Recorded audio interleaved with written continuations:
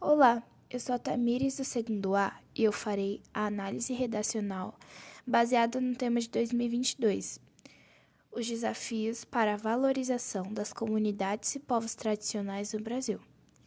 Eu interpretei os textos motivadores, analisei os eixos temáticos e repertórios socioculturais usados.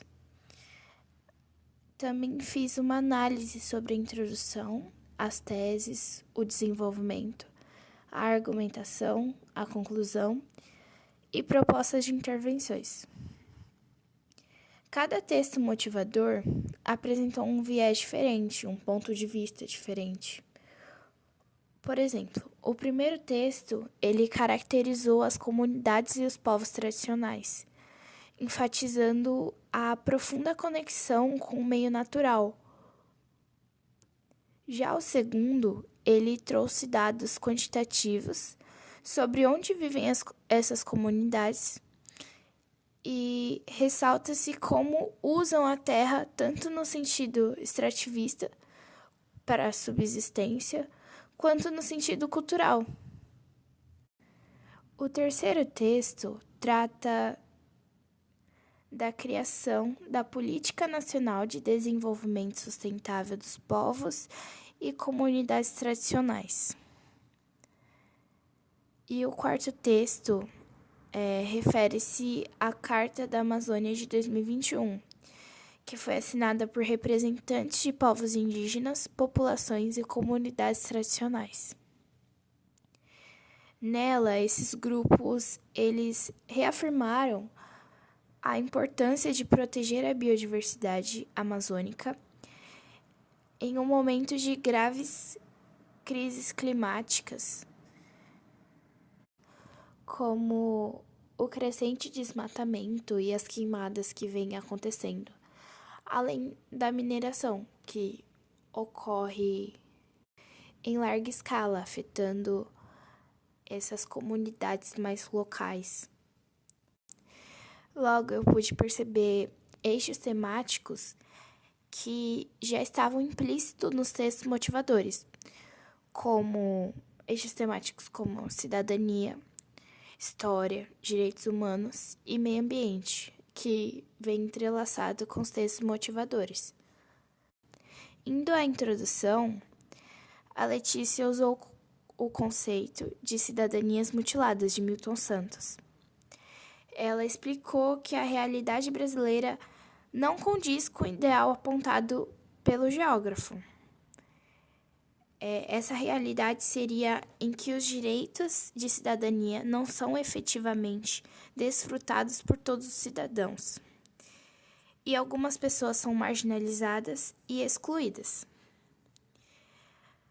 A autora, ela apontou duas teses sólidas, baseadas na sua argumentação, que seriam o silenciamento das instituições escolares. A escola ela falha ao não valorizar adequadamente as comunidades e os povos tradicionais. E a manipulação midiática no que se refere à formação étnica do Estado Nacional. Ou seja, a mídia contribui para o apagamento dos povos tradicionais ao não incluí-los nas narrativas nacionais. No D1, com aquela tese do silenciamento das instituições escolares, ela usou como repertório o filósofo e educador Paulo Freire, com a obra Pedagogia do Oprimido. A Pedagogia do Oprimido, ela ressalta que o aluno ele não deve ser apenas passivo dentro da sala de aula, ele tem que ser um ser ativo, tem que estar se comunicando. Ele defende a criticidade de um aluno, que seria a educação ativa. E um ponto interessante que eu achei desse parágrafo foi a sua estrutura, porque em vez de seguir um padrão, ela, por exemplo, utilizou O repertório utilizou a sua citação no parágrafo de conclusão. E as suas argumentações foram que a educação atual ela é limitada por interesses políticos que impedem a conscientização social e a valorização da diversidade étnica desses povos, comunidades. Já no D2, que a tese foi a manipulação midiática no que se refere à formação étnica no Estado Nacional, Letícia utilizou como repertório a antropóloga Lilia Schwartz, que discutiu como a história do Brasil foi contada a partir da visão dos grupos dominantes. Ela deixou de fora vozes dos povos indígenas, negros, outras comunidades tradicionais. E suas argumentações foram que a mídia é guiada por interesses econômicos e eurocêntricos. Isso ignora e marginaliza os povos tradicionais por considerar que eles não geram uma audiência ou um lucro. E um ponto interessante do desenvolvimento em geral foram as escolhas sobre esses intelectuais que ela escolheu, que encaixaram muito bem com o tema proposto, porém é incomum ver outras pessoas utilizarem eles. O mais comum que as pessoas usam são filmes ou obras ou filósofos, assim, mas é mais incomum ver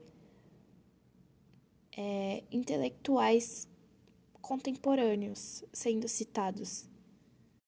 E finalizando, na sua conclusão, ela usou como agente o Ministério do Desenvolvimento e Assistência Social, Família e Combate à Fome, o MDS, mas que ela colocou na redação dela como o Ministério do Desenvolvimento Social. Ele é responsável por formular e implementar políticas públicas de desenvolvimento social, assistência social, segurança alimentar e nutricional e pela gestão do CAD único para programas sociais, basicamente bem voltado à sociedade, questões sociais.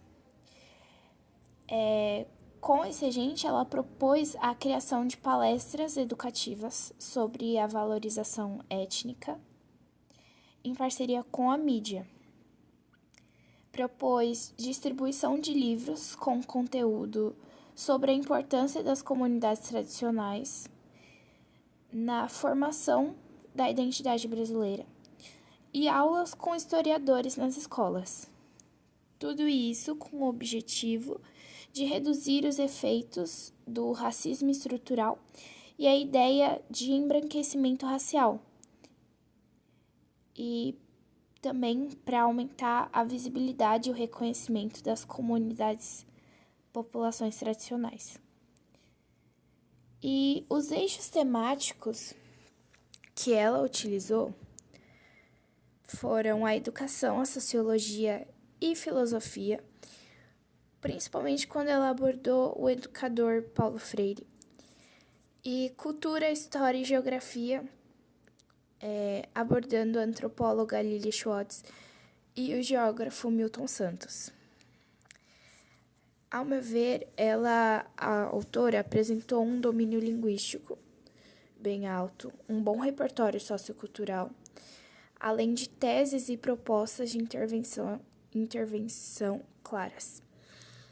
Ela conectou, lendo a redação dela, ela conectou muito bem a realidade e as citações e a argumentação de uma forma harmônica e com coerência. Acredito que por todos esses fatores a nota dela se aproximou da nota 1000. E foi isso, gente. Muito obrigada.